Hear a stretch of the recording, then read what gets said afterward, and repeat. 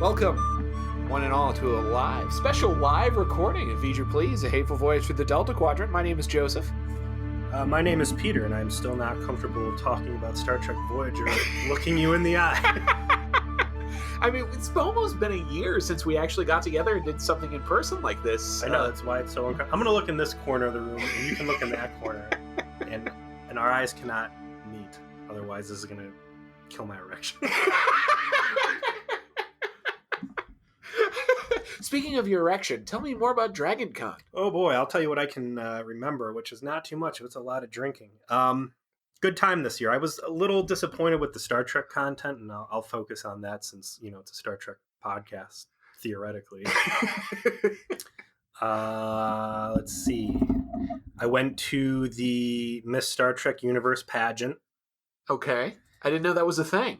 Yeah, I didn't either, and I would say I will not go back to that particular. I'll tell you the stand-up. So it's Garrett Wang who runs Trek Track for Dragon Con, right? Right. And you had said last year was actually, he does a great job. Yeah. He is a great presenter, and he seems like he is a lot of fun to hang out with. I'm just saying that this specific beauty pageant contest, whatever it was rough. There was one contestant in particular who was awesome. That was like this dead ringer for Deanna Troi.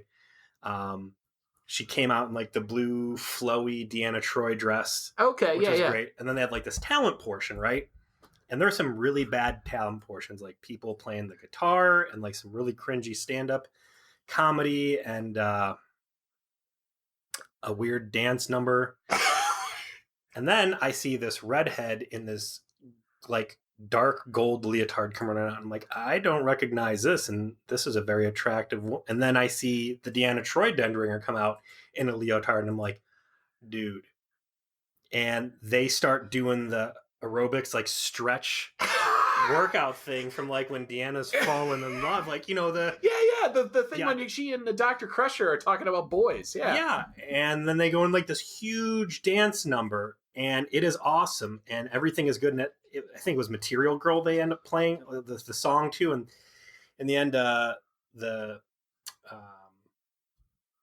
Crusher dumps a box full of something on Troy, and it's triples, and it's really good. Anyway, so it's really awesome. And then Garrett Wang's like, that was a really good callback to what was that episode? And I'm like, oh, that's Devani Ral's episode, who we talk about pretty frequently when we're talking about crazy beta Zeds, right? Yeah, and rape, really. He's a bad one. But Garrett's like, what episode is that? And it was like Stunlock, and it's the fucking price. And nobody in this whole ballroom full of Trek fans can say the price. They just all know the episode, they just forget the title. And he's like, and you guys call yourself a bunch of Star Trek fans. And man, that just burned me the whole fucking weekend. I'm like, I got a Star Trek podcast. I know Next Gen like the back of my hand. In that moment, I mean, that could have been someone's life on the line. Like, name the episode where Deanna Troi is... Life would have been snuffed out because you couldn't remember that, oh yeah, with the Ferengi Jabronis and the Voyager episode. Which is why we talked about it too, because of fucking false prophets. So that was a moment in Trek. I went to the Discovery panel. There wasn't really good, like, classic Trek panels. Like, George... George Takei? Takei, yes, Takei. There must have been some, I don't know, some static in the room we're both talking. So he was there, Shatner was there, but I didn't want to go anywhere near those because I knew that was going to be like super duper fucking long lines. And right. Dragon Con this year was 5,000 more people than last year. It was from 80,000 to 85,000. And you could feel that 5,000 extra people. But there wasn't like good, like old Voyager dudes. Garrett Wang had a Q&A session, but it was early and I was drunk, so I didn't go to that. But I went to the Star Trek Discovery panel. I got in a little late, and it was Detweiler, who's like the cyborg or like half robot face lady, who got her face blown up on the Shenzhen. The dude who played Spock, Anson Mount, which was Pike. The Klingon High Counselor that I can never remember her name. Right, Morel. And then fucking Ash Tyler was there, who I'm so sick of him. His character. I mean, the only person you named in that I would give any fucks about whatsoever is Anson Mount, which is why I was there, for Anson Mount. And man, I come into the back of this ballroom, and it's a big ballroom, right? And they've got maybe a quarter of this thing seated. it was shocking to walk into a place that was built for such high capacity and see such a bad turnout on this thing. And all you need to do is look at Anson Mount's face and you could see exactly what you're getting into. And I come in and he's got like his hand in his head and he's just looking there like staring off into the distance. And some neckbeard's like, because you go to these big panels and people can't just ask straightforward questions. They want to really hit these touching, thoughtful questions. And he's like, what do you owe more to Mrs. So-and-so or Mr. So-and-so? And he's like, what? Mr. So-and-so? I don't know who that is. Well, the choir teacher. Well, I wasn't in choir. So it's like this dude gets caught in this little lovey-dovey, I know so much about you trap where he starts spouting off false info. And normally you see like actors let people down like, well, I don't know who that. And he just slams a book and he's like, I have no idea who that is. I was never in choir. I think you've got your information wrong. It was very interesting to see someone at a Trek panel be that abrupt. But some pretty good info did come out of that. The question I wanted to ask when I got up there and someone stole it before I could get in was basically like, they didn't flesh any of the characters out until season 2. Like the bridge crew, I couldn't even tell you what the name was. They literally did a roll call on the bridge. Yeah. Just like, by the way, that person... who's this guy? That's Detweiler, and I still couldn't tell you what their names are. Who's honestly. The robot lady? I don't know. You don't get to know who... I'll spare you the spoilers. But I went to get up there. It's like, hey, listen, did you guys have any idea of what these characters were that you were supposed to be portraying? Did you have the information that we didn't get until season 2? And someone else asked a question that pretty much covered that same ground, and the answer was no. Like, we found out right about the same time you found out. I'm like, how in the Star Trek fandom world and the Star Trek production world, you're like, hey, you're going to be part of the bridge crew, and we have no backstory for you whatsoever. Kurtzman, man, like, when you put in charge people who don't give a fuck about Star Trek or what makes Star Trek good, this is the kind of thing that you get. Like, for all the shit that we give the writers and producers of the very show that this show is about, they obviously cared about the franchise, in terms of like its continuity and its history. And of course they did, right? Because Rick Berman has built this whole, multi-show empire. It was the shared space. Yeah, and so the highest ups took it seriously. So everyone they hired took it seriously. All these people came up through Next Gen. That's where they got their start. Like Jerry Taylor got her start as a worker there. So did Ron Moore. So did all these guys. Were so steeped in the Trek, lore. They treated it with the utmost seriousness. And Alex Kurtzman is not part of that. He's, the bad robot guy. J.J. Abrams didn't care at all about He wanted to make Star Wars movies, which ultimately, obviously, he ended up doing. And then what happened? Well, the good reboot movie was done by who? Simon Pegg wrote it.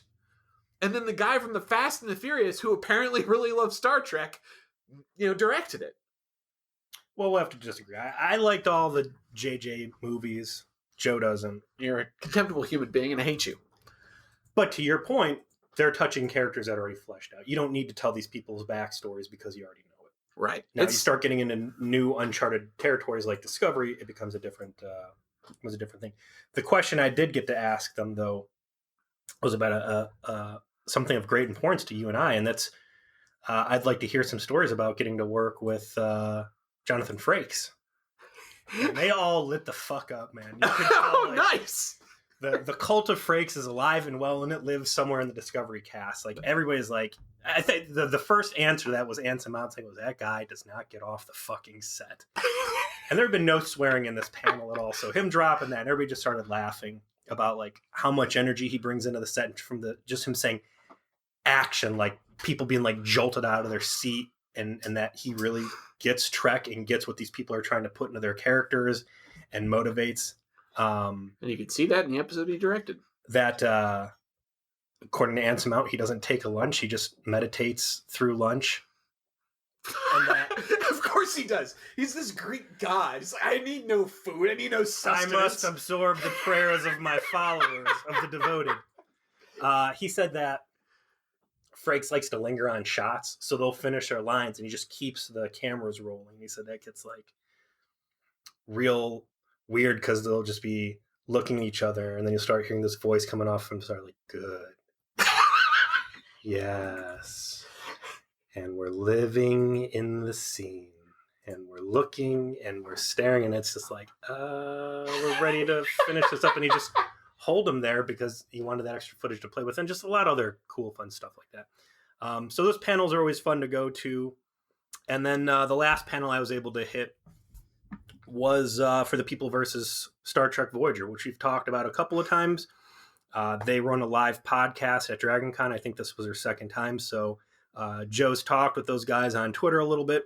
We've mentioned them on the podcast a few times. I've listened to somewhere between 2 or 3 episodes. I try not to listen to too many other Star Trek podcasts because you don't want it infecting what we do here. Yeah. Like that subconscious plagiarism can happen. I'm the same way. I try not to listen too much. But I went to this one. They were doing Scorpion Part 2, and it was a good time, man. They'd keep the whole courtroom shtick there for the performance. The magic of all of it is that they somehow, and I can't wrap my mind around how a couple of white guys can do a Star Trek podcast in under an hour. That's impossible. I thought so too. I mean, there was clearly some witchcraft or something going on, but I really enjoyed it. And it's funny sitting there and having to keep your mouth shut on things. You're like, I know all about this. I read the memory alpha page. I read the memory beta page. I've got notes. I forget. We liked Scorpion 2 more than Scorpion, but we hated Scorpion 1. And we hated Scorpion 1. So Because like Scorpion 2 were like fine. Scorpion 2, the deed had already been done. The body was already on the floor. Like, right.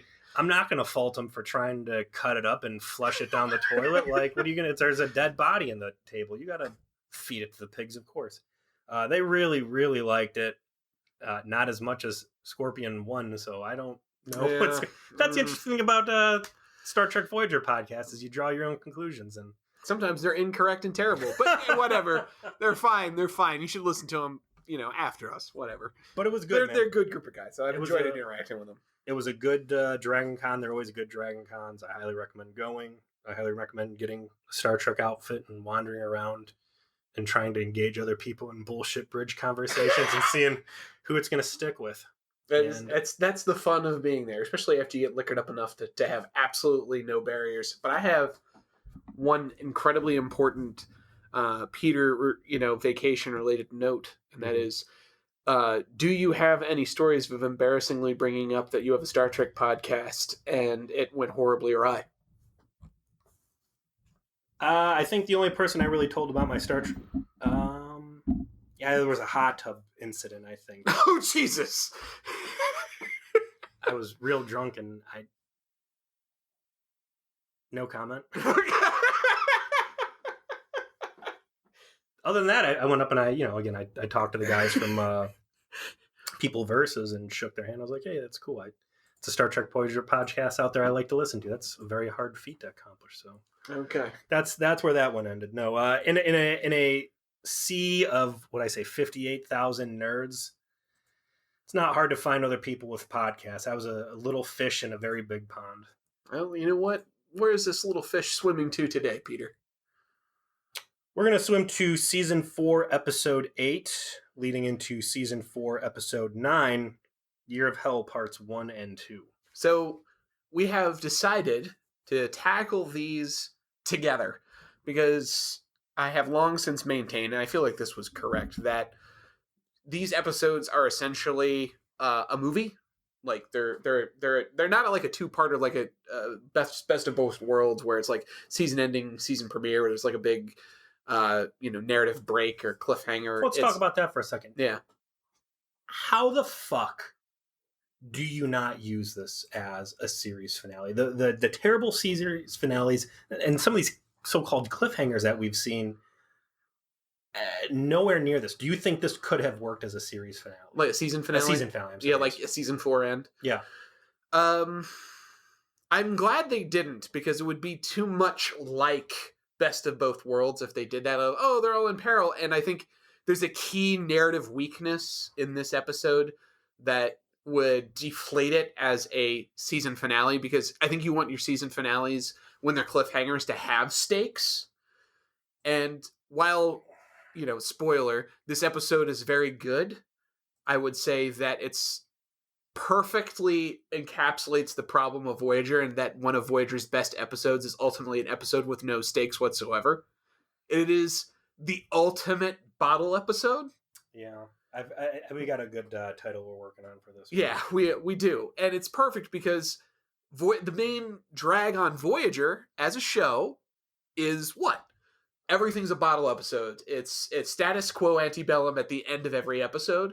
And here we are at a really just magnum opus, great Trek story, sci-fi story, well told, well acted, great effects, great details, and what fucking happens at the end? Reset switch. Hit the reset button. Like, even Voyager's best episode can't get away from hitting the reset button. And because of the fact that you do that, I'm really glad they didn't do a season finale, season premiere situation with this. I think it's more palpable as just like this thing that happened in the middle of one of the seasons, and it's a cool story. On one hand, I want to say you're right. On the other hand, I remember that they began season 2 with the fucking 37s.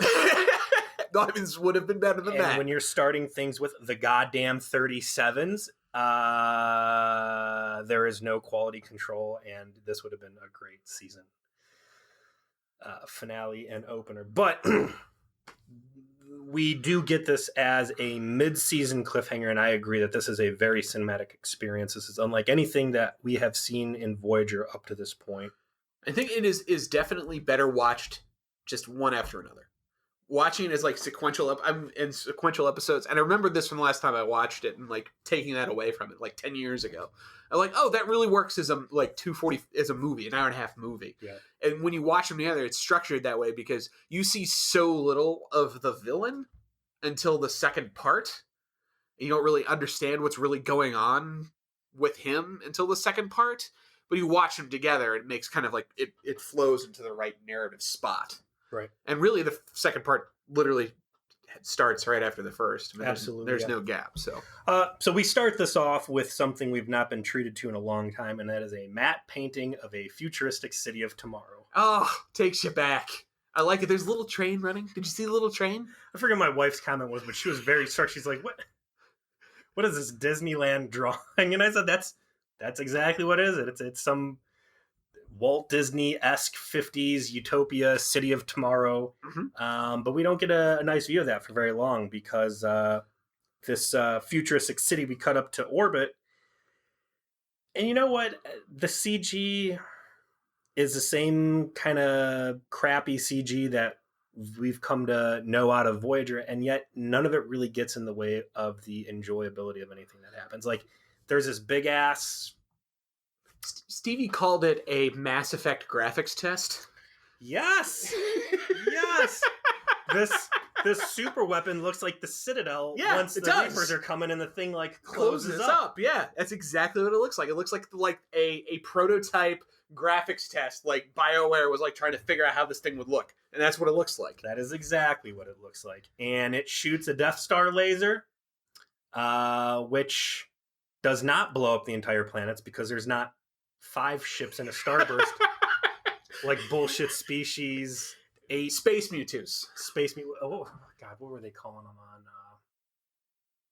Well, whatever. I'm not gonna. Again, this is why I can't watch other podcasts because it'll contaminate me. But they had something very timeline. Yeah, I got busted out of that too. I asked a question at the end about if Janeway was right in endangering the entire life of the Alpha Quadrant so she can get her 140 people home, and give the Borg a fucking pass, which we harped about for an hour and a half. 2 hours, yeah. 2 hours. And in the process, I had to mention Species 8-4. And the fucking moderator corrected me, and I'm like, I don't respect this species or their bad CGI. We will call them Space Mewtwo's. I can't remember what their name. So anyways, this thing hits it with the the old Care Bear stare.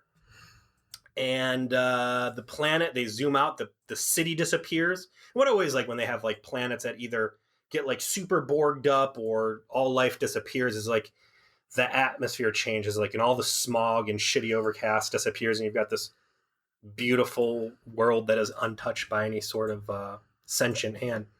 And that whole culture and everything else is gone because this is the Krenim. And the Krenim are Time Lords, essentially. Yeah, they have a mastery of of chronoton technology. I appreciated the complete lack of any reference of fucking, and I quote, time crystals, as we were beat over the head with several times in Discovery Season 2. But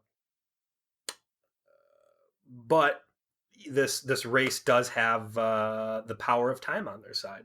And the first shot we see on the ship, of course, is of our key guest star in this episode, the immortal Kirkwood Smith, who is playing the captain of this ship. Who's, we'll find out his name later, is Anorix. I like to call him Space Boddicker.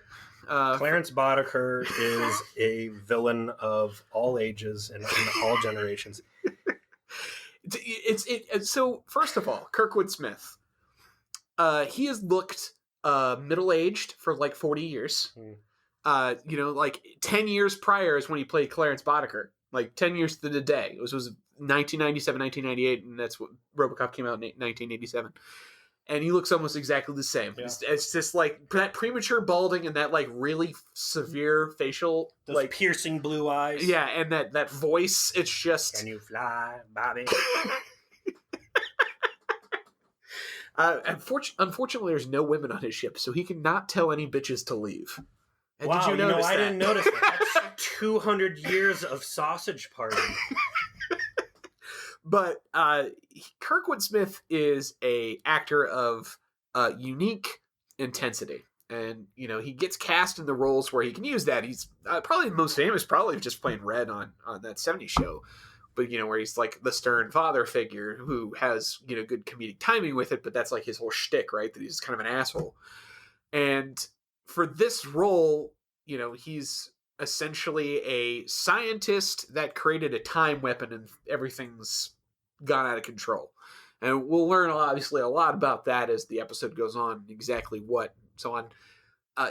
The way he is effortlessly able to deliver cheesy time dialogue, like time science dialogue, and make you think like it's completely serious, belays his strength as an actor. Because there's this whole monologue he goes on as he's going through the bridge in this first scene about time being a fickle mistress, and that clearly destroying this one colony of this civilization wasn't enough for a restoration of whatever he's attempting to do, and he has to erase their entire civilization from time. And he lays it down in a way of like, this dude is serious, and whatever he's doing, I buy it, and it brings you in immediately. And I don't want to ask questions.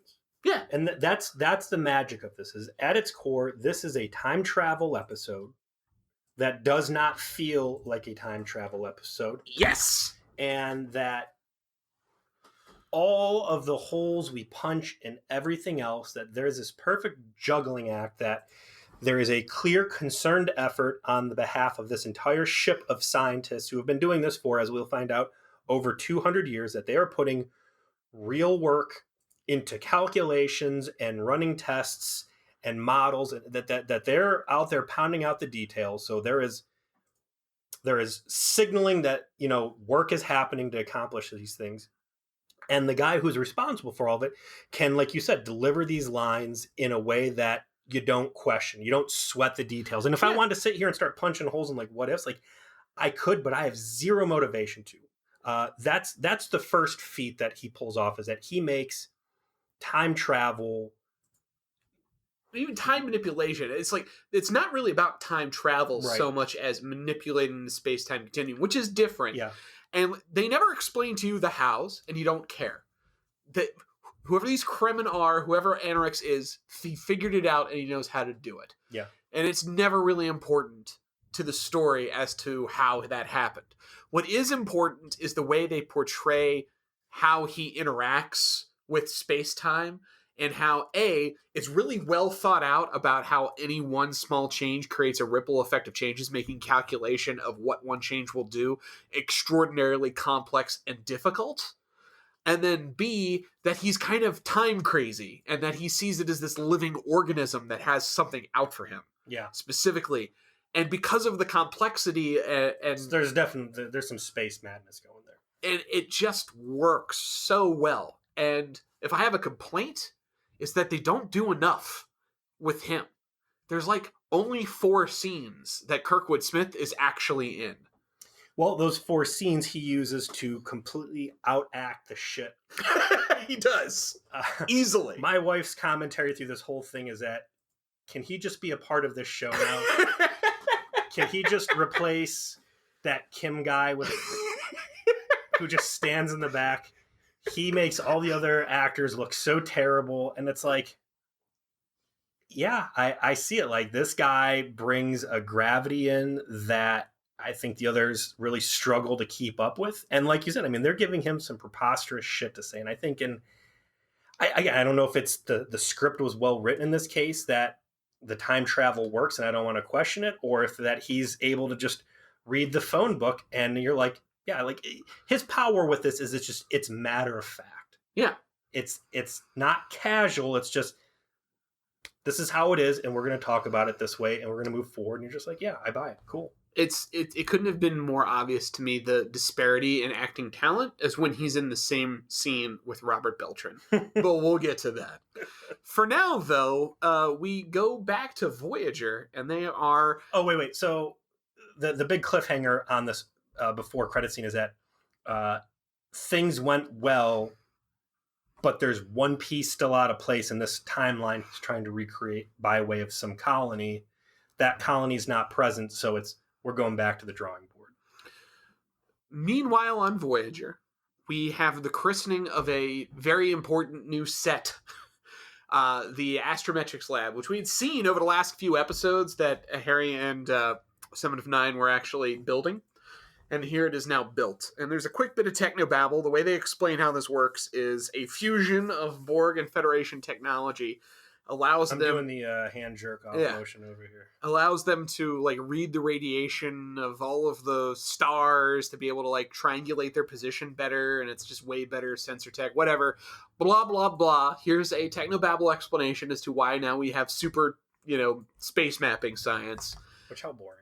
If there's one thing I would have never said, hey, what's not good enough in the Federation technology tree is their stellar cartography. Like, I think if there's one thing a spacefaring empire like the Federation and Starfleet had down packed, that's where that planet is. That's where I want to go. That's how we get there. I didn't think we need to have a Borg overhaul. I'd maybe, get some Borg phasers or a Borg trans warp drive, which we tried to get working for all of half of the episode, but I mean, it's also a very Federation thing to work on. They're scientists, they're not warlike. They want to be able to perceive things better, record data, experiment. Go back to trans warp, you're going to get better results. Okay, true.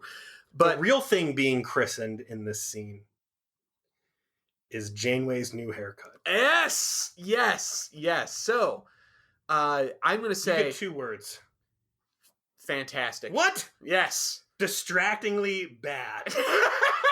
This fucking haircut is so terrible. It pulls me out of every scene. We've established in Star Trek that the way you tell something that there's duress or someone has been tortured or is having a bad day is by how bad their hair looks. And this is the year of hell starting today because her hair looks like hell.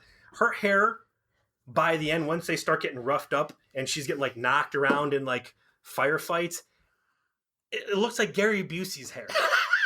They have scalped Gary Busey and they put it on Kate Mulgrew. And they're punishing. I like it.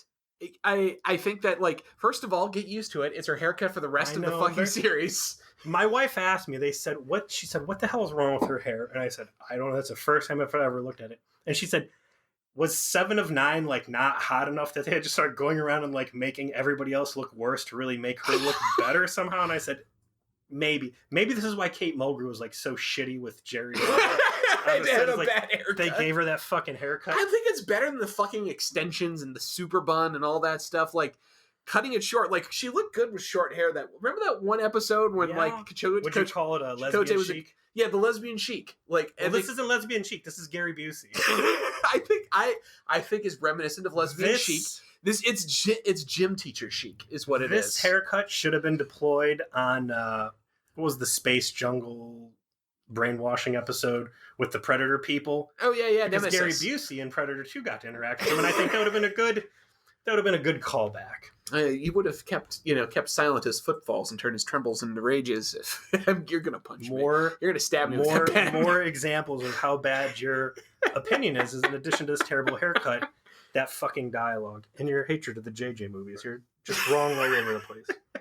So not an impressive set piece though. Yeah, it's very still Holiday Inn-ish. The whole set is just, hey, look, here's some more L-Cars panels, and here's a big screen. It's not even as baller looking as the Stellar Cartography Lab in Generations. Which is a couple movies ago at this point. Right. So, yeah, if you're going to be like, hey, we got this thing that's like that, like, I saw the big budget Hollywood version, and now you're giving me community puppet theater. It's a good way of putting it. And it's get used to being here, though. I'm gonna have a lot of scenes over the next 3 years. Cut their Borg nanoparticle space cocaine fairy dust? Is this like the new Jack? This is basically, so they wanted to give 7 of 9 a like work set. Like B'Elanna is in engineering.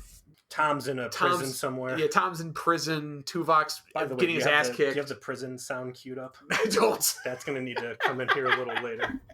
I'll add it in post. I got it. I got you.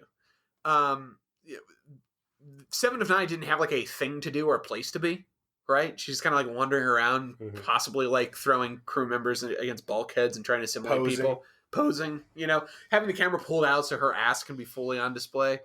So the purpose of this set is so that this is Barbie Malibu mansion. Yes, this is where she works. This is her science area where she does some science, and so that's where all of the sciencing will happen. It's a STEM playset. Okay. Yeah. All right. It is Borg Barbie's STEM playset playhouse.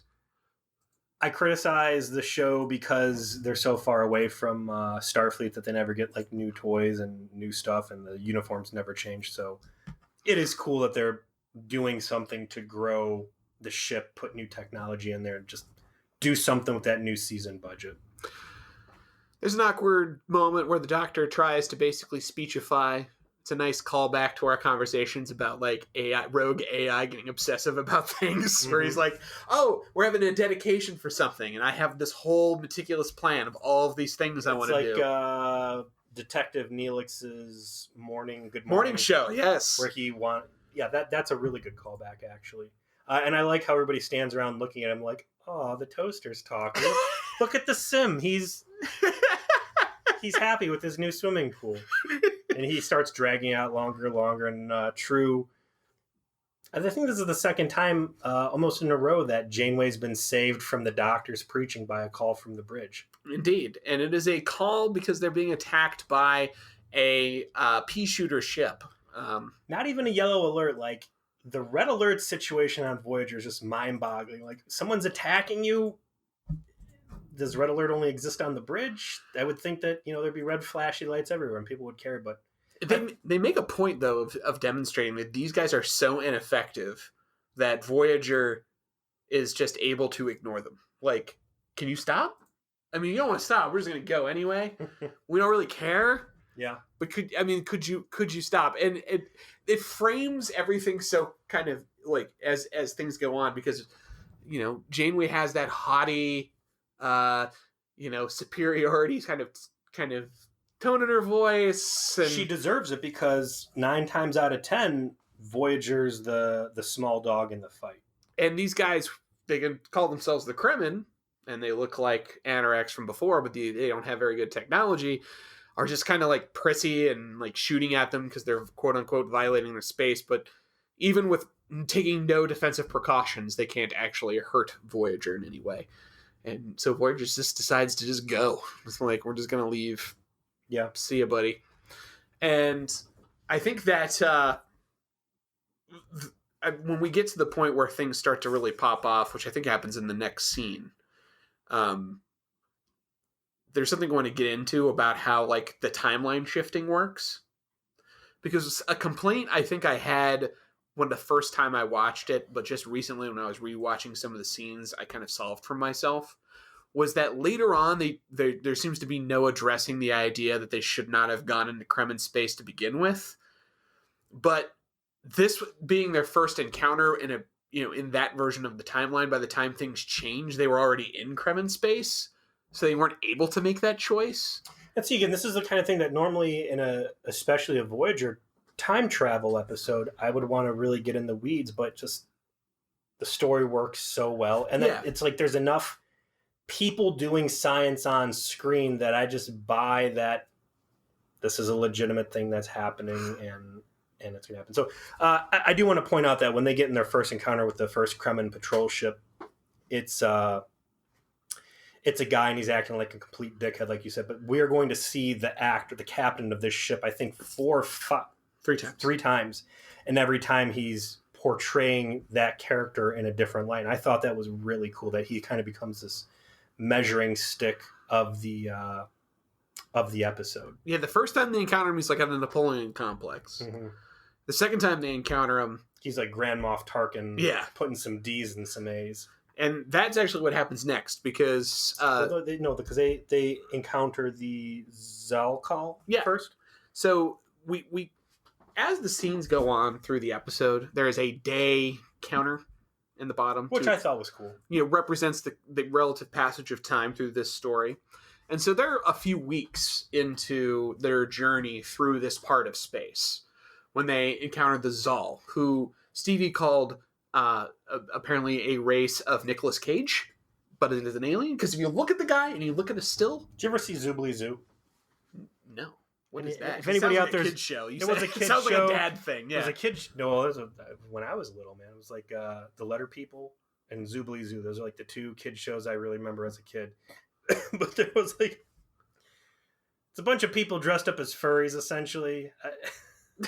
I'm sure some people out there, but it's very harmless. They're not like in cat suits yiffing each other. If you don't know what that is, never Google it. Thank you. You know what? Look it up right now. Look it up. Zoobly Zoo. Zoobly Zoo. There was one guy, and I thought he really looked like... There you go. Zoobly Zoo. All right.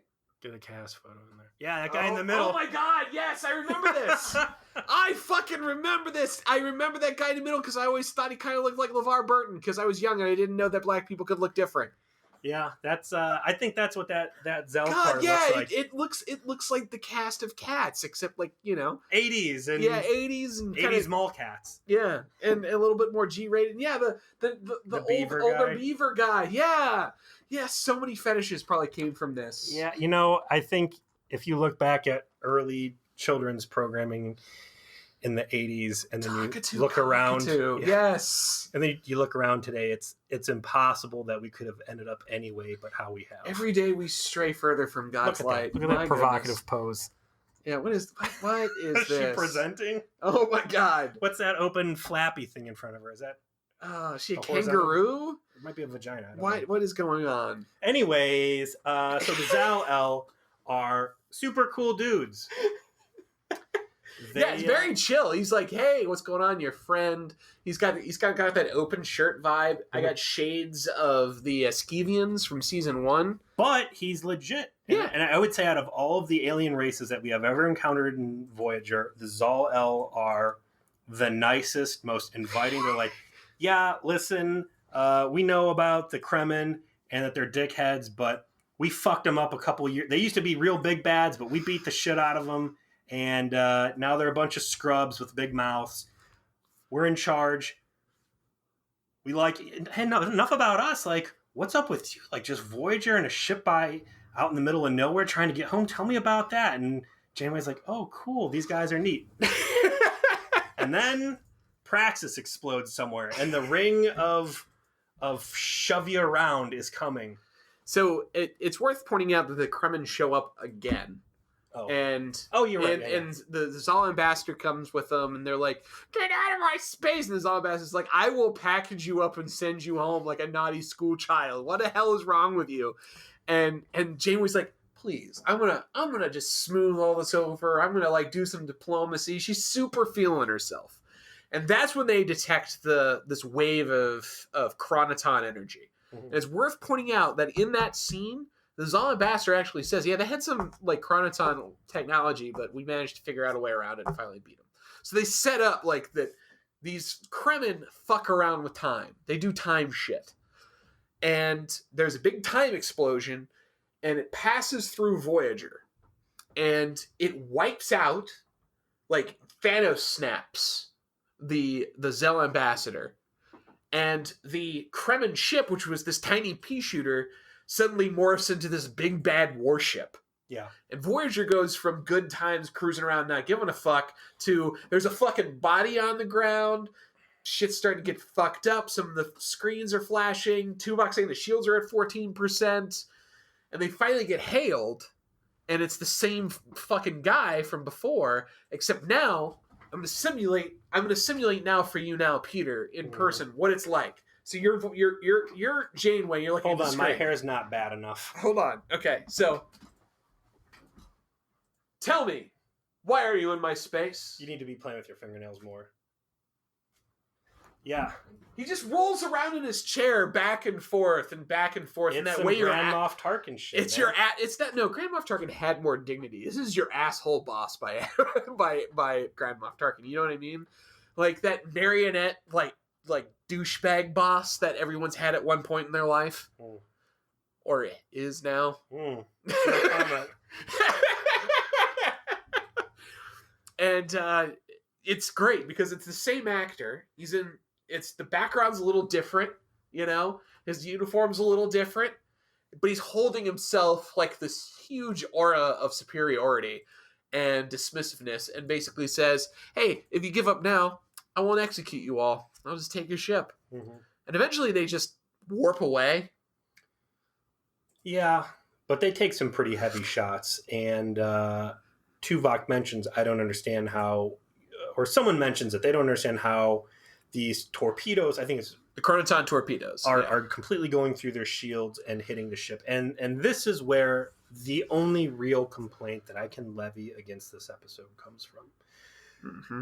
This episode, by its very title, owes its origin to the last good Kes story that we got, which is Before and After, which is another amazing time travel episode. Yes. This is where Kes starts way in the future, not knowing what the fuck's going on, and begins moving, quantum leaping to earlier stages in her life and reliving what would become her future backwards. And specifically, in that episode, the fulcrum of her temporal experiences centers around Voyager's encounter with the Kremen in a period called the Year of Hell, where they get shot up by Chronoton torpedoes. Where Janeway dies and B'Elanna dies. Yeah. And all sorts of terrible stuff. Like the DNA of this episode lays in another episode. And this is very, very rare.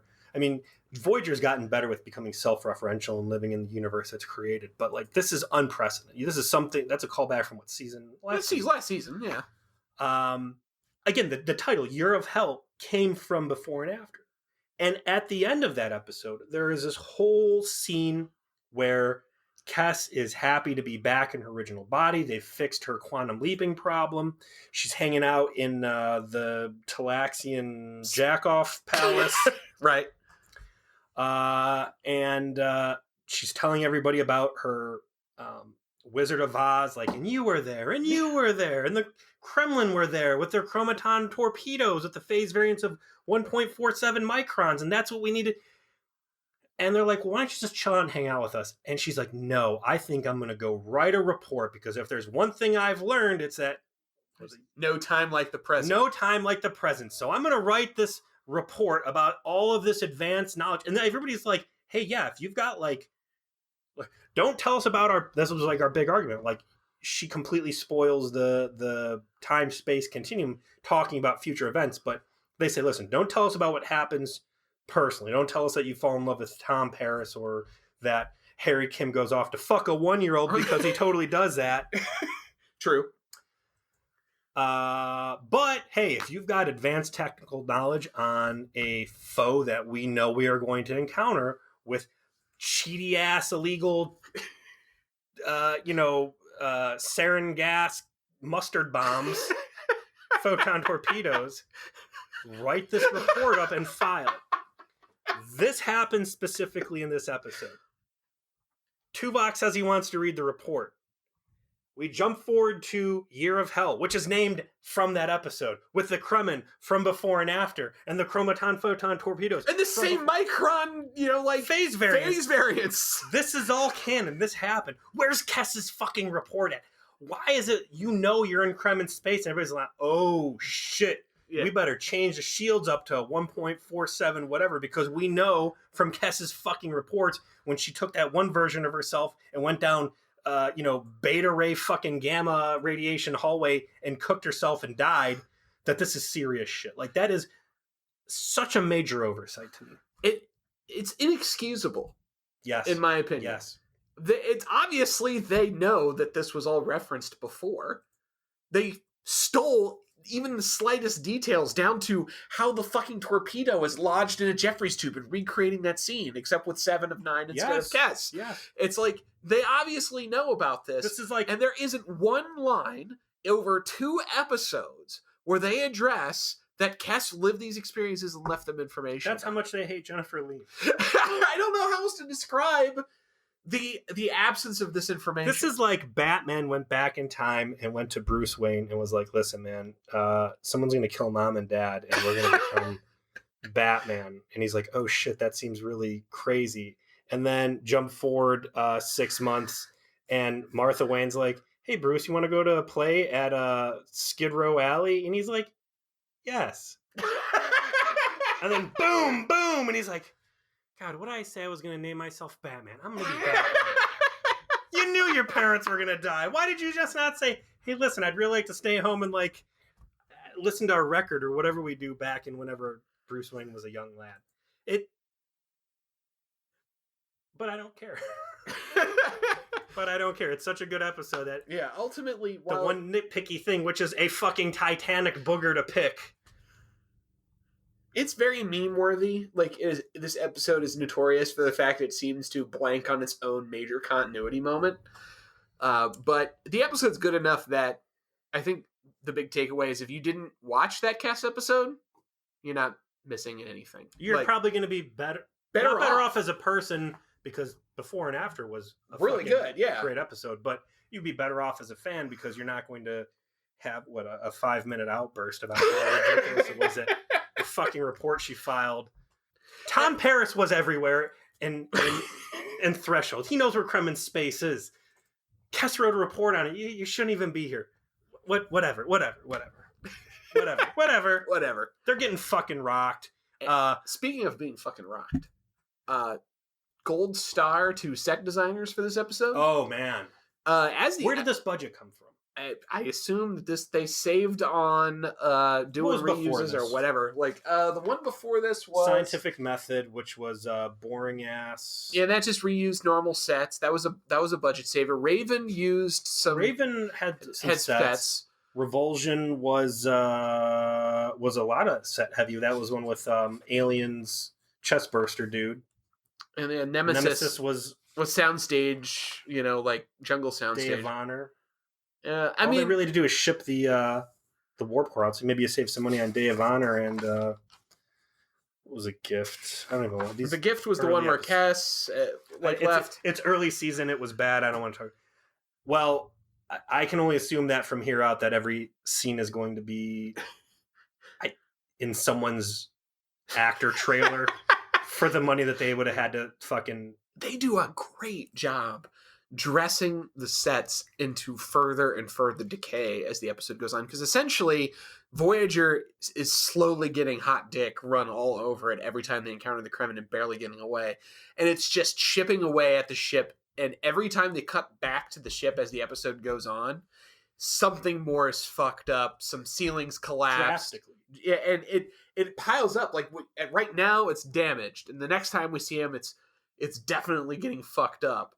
Time after that, fuck, the ceiling's collapsing. Ceiling always collapses. There's always that one bar that always drops and kills someone. I would have thought that after the first time it killed half the crew on the bridge, including the XO and, whatever other person, when Caretaker tossed them, they just get rid of this bar altogether. It's a bad time bar. This chin-up bar of hell. But what's impressive here is that they're actually, marking up the walls and breaking glass. And normally you don't see them, start dealing with the outer cosmetics of wall textures. So, yeah, the interior shots look like hell, and the ship model. Yeah, the CG model of the ship as it goes on is all it gets more fucked up. You see like torpedoes actually piercing the shields and hitting the hull and blowing pieces off. I like when that one deck completely blows up and there's just like this deep ass. I was wondering, like, how do you lose a deck? And now I know. It's just like this, like someone hit it with a fucking axe, and there's this big gash, and it stays that way for the rest of the episode. Yeah, I think one of the last shots we see in the episode when she's flying in on the final mission, like the entire like 7 o'clock to 8 o'clock portion of the saucer is just completely gone, like a piece of pie that someone cut out. Yep, I mean great modeling work in CG and great set design, set dressing. You know, a lot of money spent to make this look good. And it does look good. So the story is that Voyager starts to get its ass kicked, and what has happened is that Anorax has erased the Zal from space-time, from their homeworld. And we cut back to Anorax's ship where his second in command comes in. He's super pumped. And Anorax is sitting there, and he's got a lock of hair in this sealed triangular container. It's phylactery. And he comes in and is like, we finally did it. We finally restored the Kremen Empire.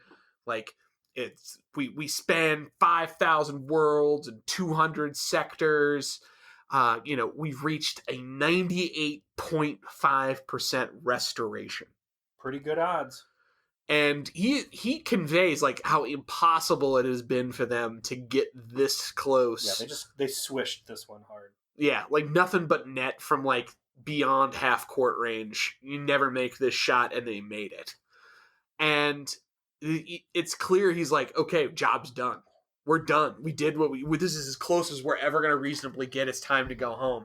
And that's when you find out these guys have been doing it for 200 years. Yeah, so a byproduct of this ship is that it exists outside of time space, that the people on the ship do not age.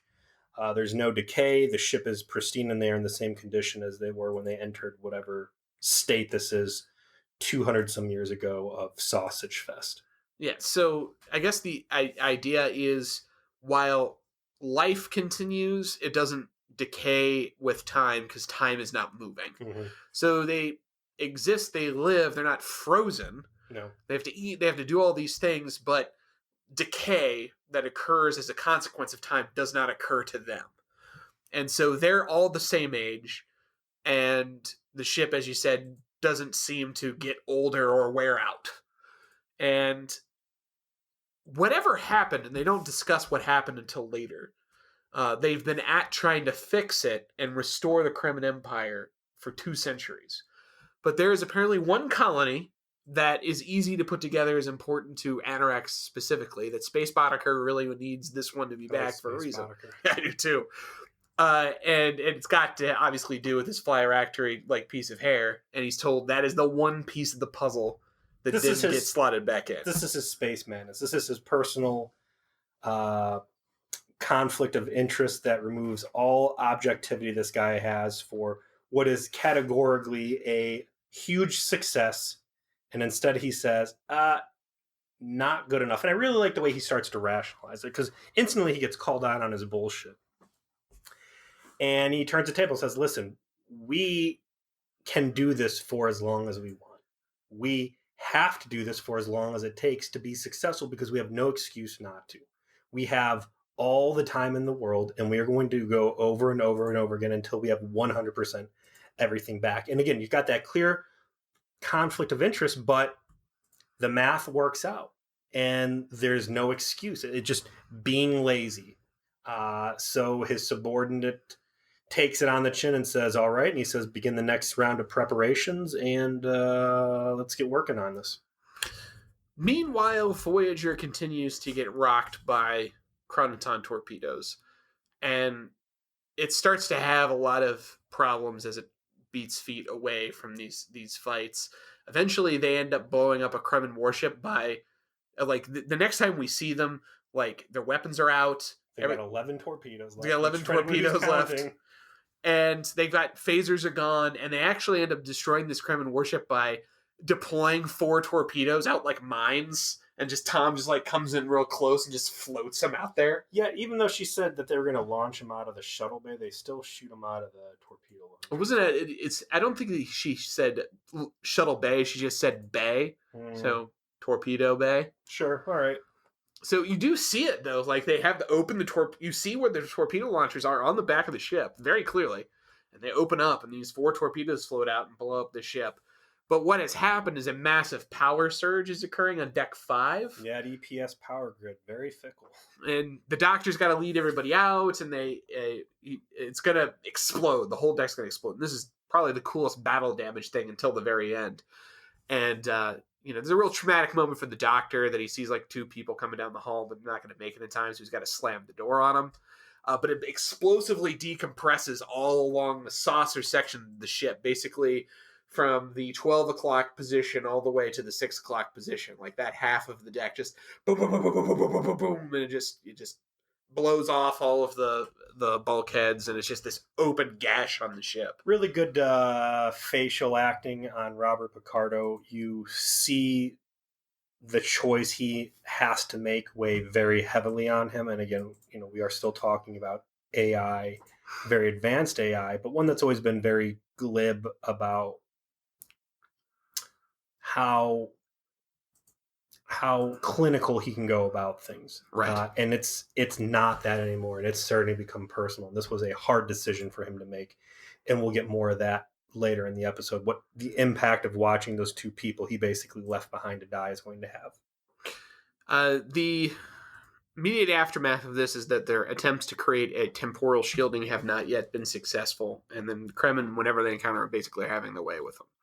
And there's not a lot of the ship left. Now, like I said, this is where like initially I had some like, why in the world are, they continue to try and go through the space, but then I realized, time and space are changing. So, they never had an opportunity to make the right decision. There's a conversation that Chakotay has with my favorite conversation, Janeway, of like time to fucking get the fuck out of here. It's the second time we've had this conversation. And again, I think I'm on Chakotay's side with this. I'm not to the extent that he says that they should abandon ship. Yeah. That didn't make sense to me. Like, I don't think you guys stand much of a chance in shuttle pods and fucking escape pods against these guys when your fucking state-of-the-art starships pretty much against those guys or anything else in the Delta Quadrant, which has universally kicked your ass. Yeah. But he comes in and says, listen, we maybe want to think about staying the course is not working out too great for us. Let's examine plan B, which is hold down the left and right bumper buttons and escape. Last time we heard this was in Scorpion Part 1, where he's like, listen, dealing with the Borg's a bad idea. Going into Borg space is a bad idea. Let's go find a nice colony and hole up and lick our wounds and figure out what the next plan's going to be. And I think had they shaped that into the same conversation, which was like, let's just get the fuck out of this space. Let's go the long way around. Let's keep in mind, not the she who shall not be named, Cass, did give us a fucking 10-year free boost. So even if it costs us 3 years of flying around this Krenim Imperium, we're still ahead 7. Mm-hmm. But yeah, like you said, he shapes into like, let's just scuttle the ship and send. Yeah, that was stupid. And yeah, that's my problem with this conversation. And it's like I kind of had to find a solution to it myself. Because of the nature of how time and space changed. They were already in Kremen space by the time this happened to them, and they never had the opportunity to escape. So that's why the conversation doesn't make sense, is because they were radically altered from, like their relativistic position in space did not change.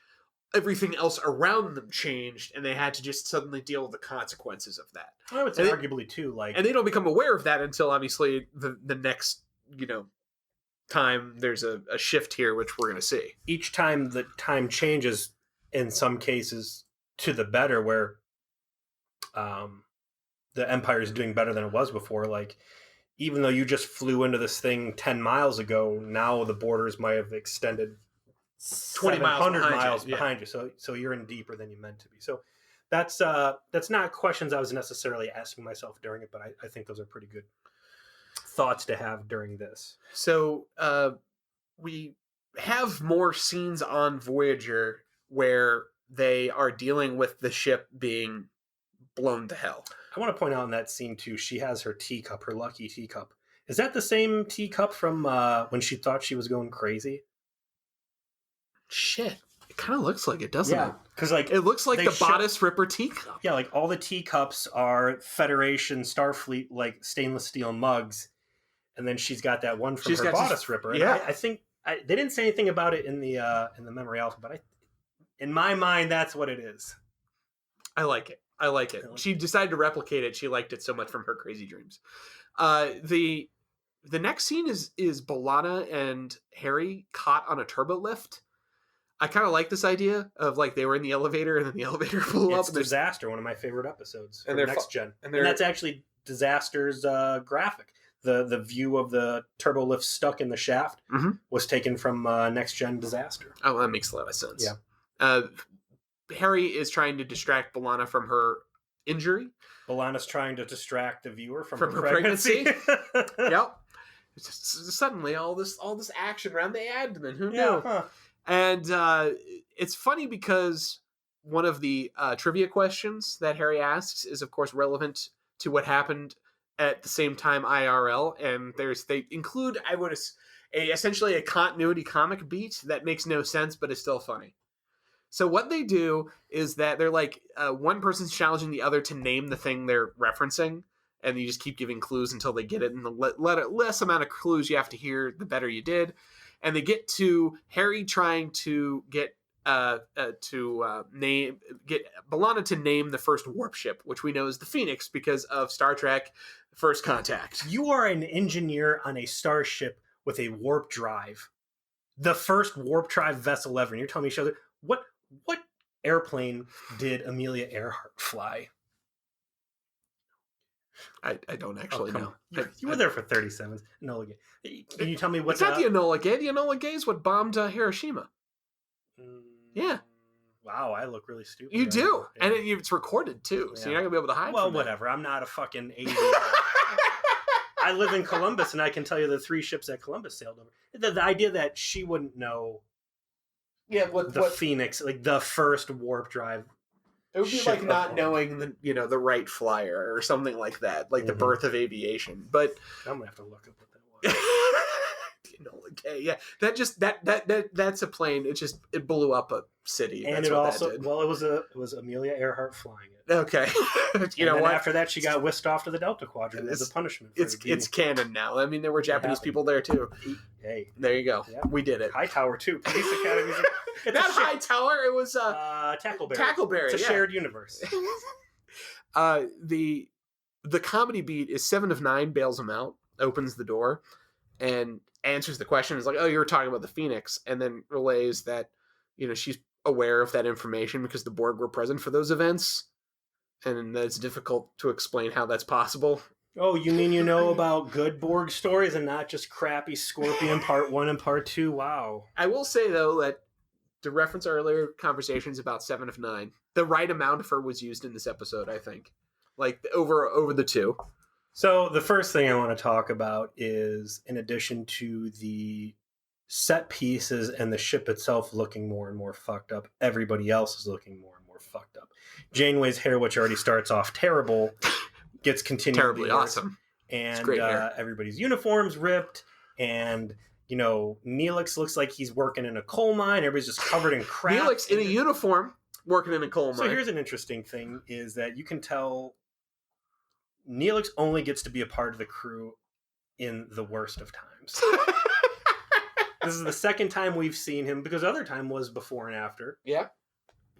Post Gear of Hell casualties, yeah. And I want to say there was another time we saw him in, Tuvix, which was a monstrosity of itself. But he only gets 2. Anyways, everybody looks like complete shit. Just living in a terrible, miserable experience, not getting showers or anything, except for Space Barbie Doll 7 of 9, who beauty is irrelevant, comfort is irrelevant, sex is irrelevant,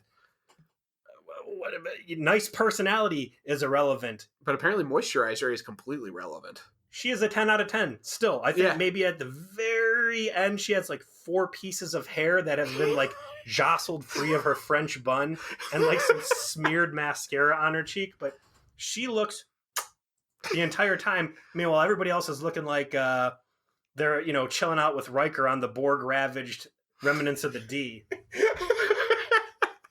So that's some real continuity issue. I will say there's a scene where we actually get a center shot of the heels that are part of her costume. Yeah. I mean I knew that they had heels because even like all the female officers' shoes all have some heel to them. You always note it whenever she's on Jeffrey's tube ladders, which is pretty frequent as soon as it shows off the butt. But yeah, I mean it's just I never know how big those heels really were on her costume. It's like they're terrible. It's what they're doing. But yeah, she looks great the whole time. I want to sidebar real quick.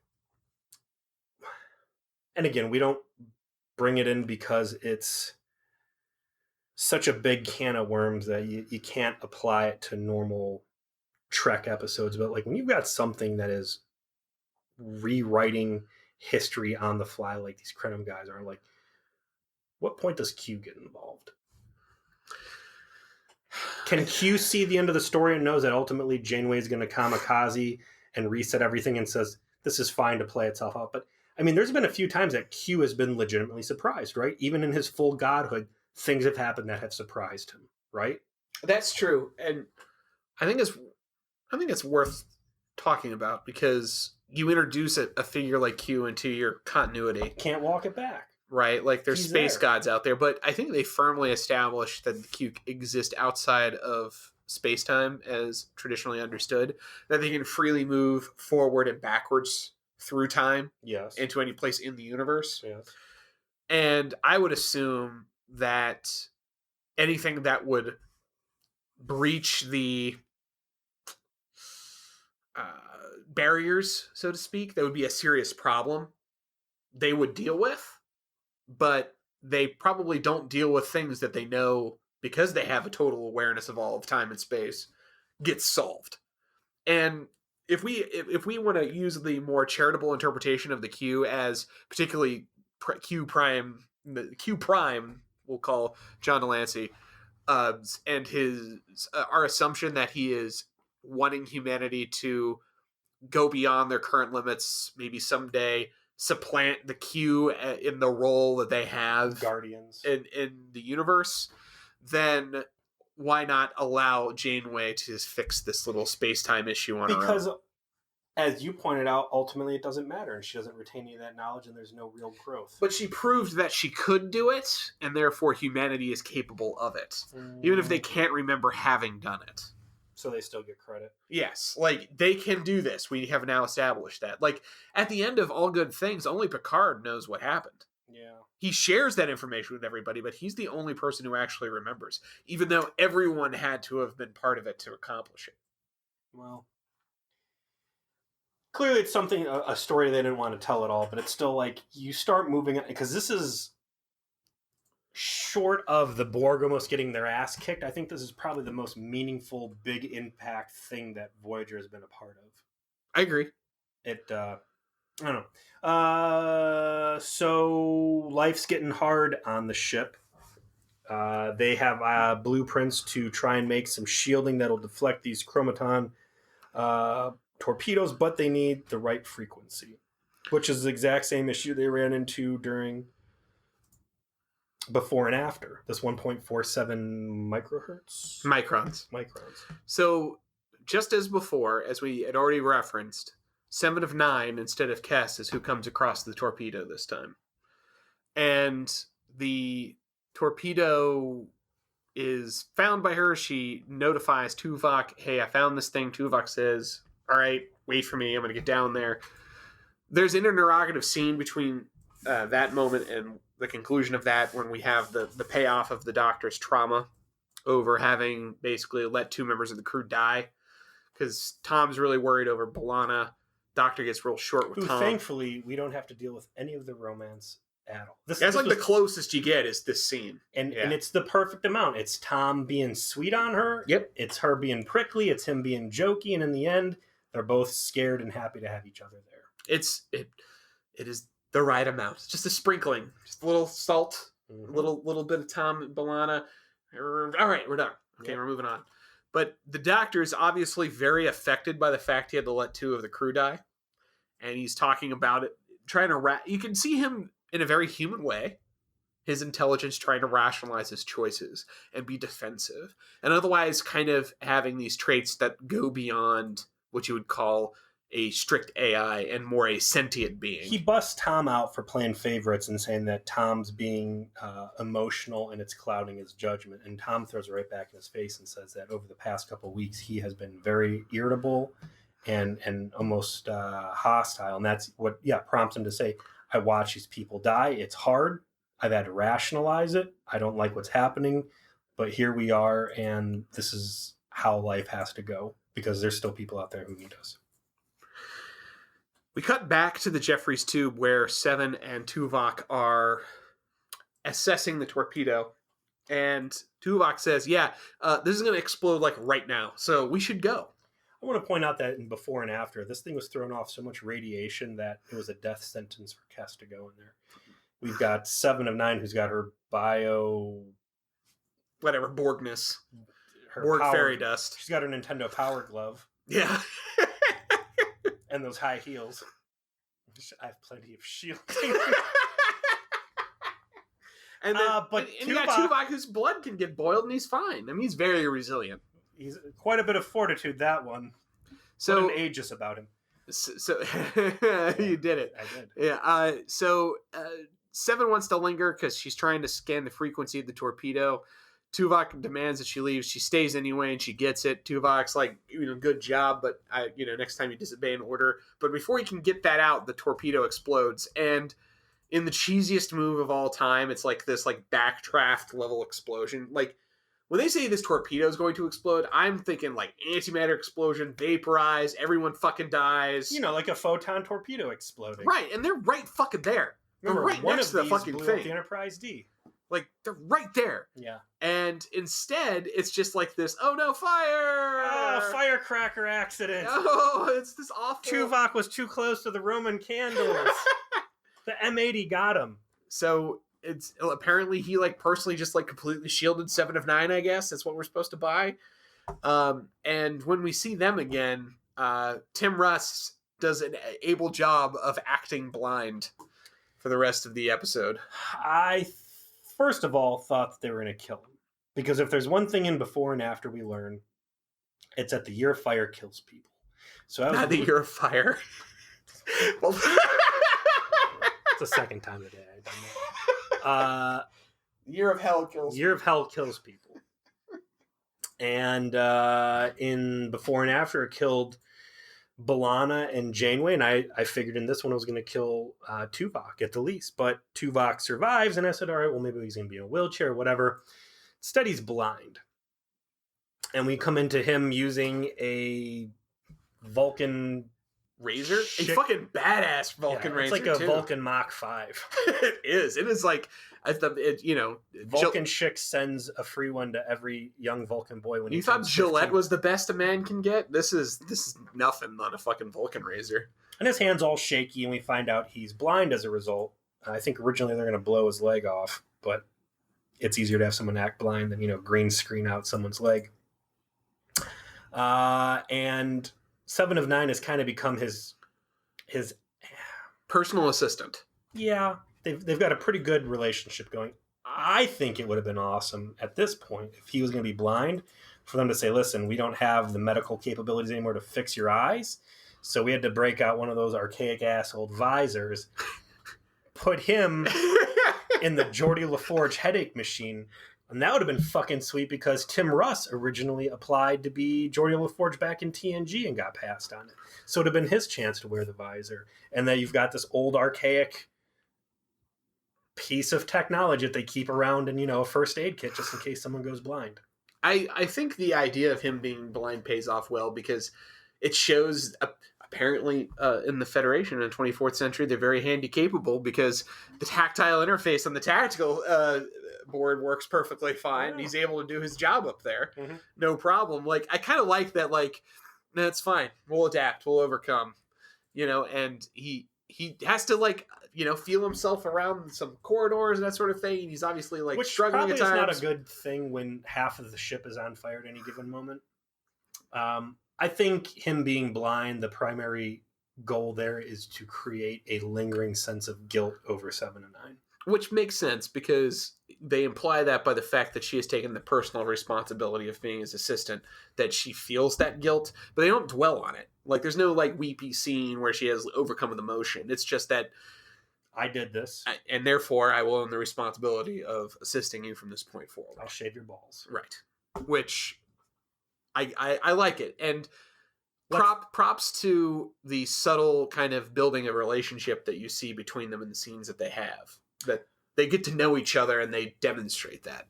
I think that one of the big shames of this episode, jumping to the end, which you've already talked about, them hitting the reset switches, out of all of the what if stuff, like, there's no character growth whatsoever for Kim. Yeah, right.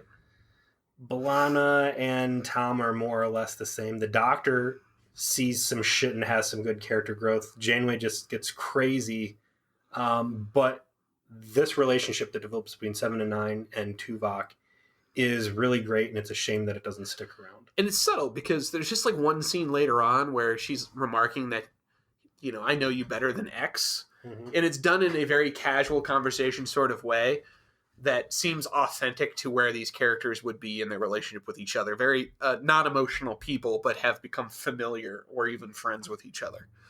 But they do finally develop the Chronoton torpedo defense. They have shields against their weapons. As a reward, 7 of 9 gets to continue to have the only working shower on the ship. Of course, still looking smashing as always. 10 out of 10. And with disaster with again.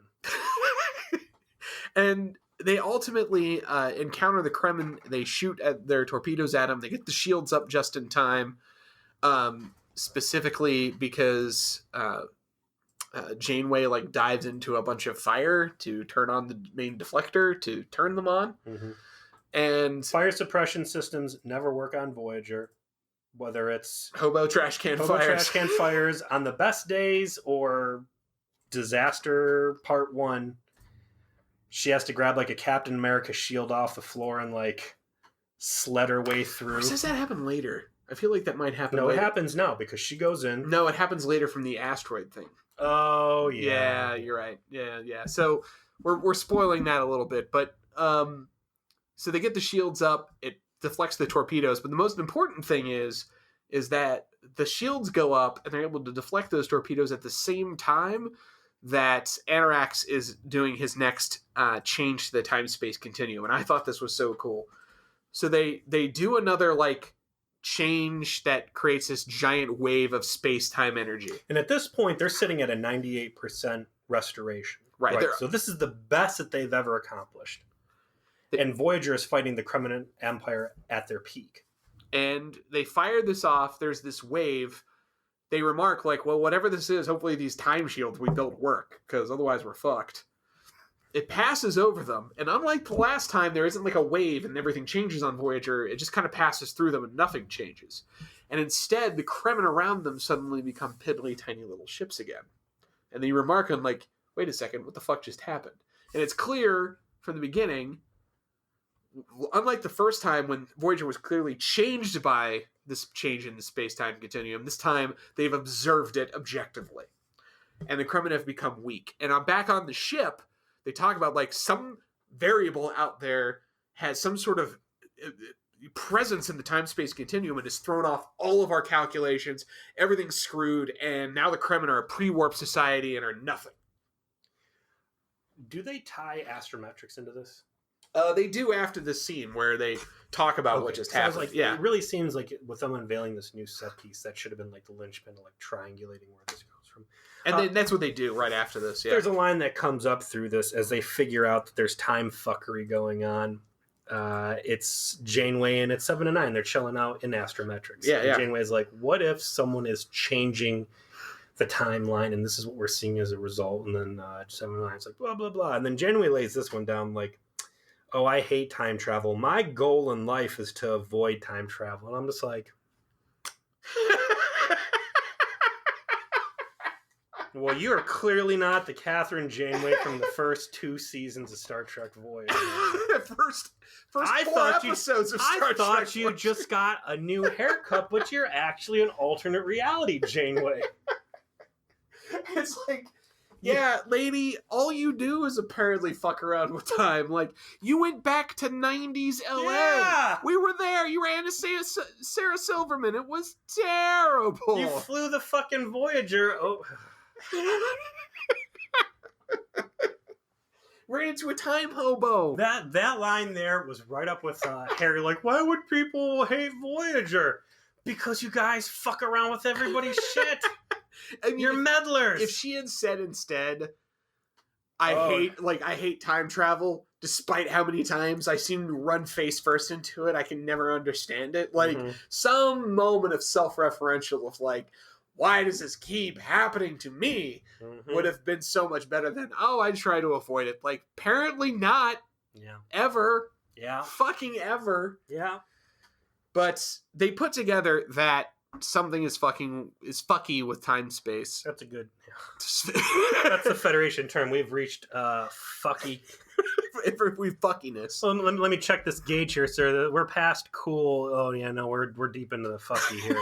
And the Kremen ship, the Anorax's ship, has detected that Voyager for some reason has this. They knew what Voyager was. They had it like marked as this inert object. It would be doesn't have a time space signature, would not affect calculations. Well, now it has, and I thought it was so cool that they demonstrate through this how delicate all of their calculations are. That like Voyager being protected from the wave just threw everything off so completely that it fucked up the whole 98%, and now they're back to 0. Is that how you took that? Yeah, that they create, it's like a really complex math problem, right? And you're solving for all of the variables, but there's a variable now that gets entered in that changes the entire equation and makes your answer wrong. I took it, again, they were saying it a 98% restoration, which is a big win. And then because his wife's colony was not restored and he forced this retry and they dropped down to what? 58 or something? No, even less. Like that, they get back to 55% later. So let's say they drop it down to 30. I thought he was deflecting responsibility of the massive mistake he just made onto Voyager. I'm saying that like Voyager was responsible for the mistake. Like the idea of all of this stuff being so complex and so difficult to do that this change into my understanding of the variables makes all of the answers wrong and creates this cascade failure that creates this unintended consequences. That's the interpretation I took from it, and I thought that was really cool, the way that they portrayed that. Like, this fucked everything up so bad that it undid all the good they had done so far.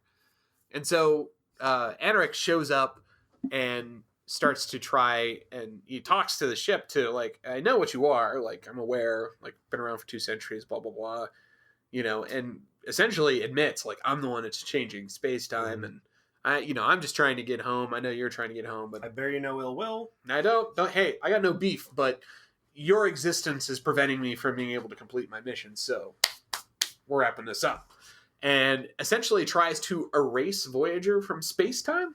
Well, they steal Tom and Chakotay first. Yeah, they decide to beam over a sample to crew members and surprise! This is now a prison break. It's not just a prison break. Time prison break. It's not just a time prison break. Okay. What's worse than a time prison break for Voyager? It's a time prison break. Mating ritual. That features the return of the character that you yourself named just a few weeks ago. Co-opte. Yes, it does. I want to show you my notes. What's the circle there? Yeah, it's co-opte. Lickety fucking split. So Tom and Chakotay get beamed over to try to erase him from space-time. Tuvok tells the captain, like, that ship's so big I can't go past warp 6. If we just go past warp 6, we can get away. And Harry's like, our ship is so fucked, if you go to warp, we're going to start, like, losing parts. And Janeway's like, don't care, we got to get out of here, because otherwise we won't exist in space and time. And so they warp away, and you, like, literally see, like, the bulkheads getting stripped away as they warp try to outpace the ship. But they get away. So this is where the first episode ends. They don't really show you what happens with Tom and Chakotay directly. They just show that Janeway basically makes all of the surviving members of the crew fuck off into escape pods because Voyager's so fucked it can't possibly ever survive. Yeah, there's like a little we're going away speech, and we're going to meet up later, which is a real dick move because in the end she kamikazes the ship, strands these fucking dudes. Yeah, like she rolls the hard 6 there, man. It doesn't make much sense to do this, but they're doing it to raise the stakes. Budget's too high with all these set changes. We don't have the money to afford all you extra actors, so we need to get you out of here. And instead of killing everybody, we're just gonna show people what life pods look like. So get out of here, so we can bring the painters in and put some more shit up on the walls.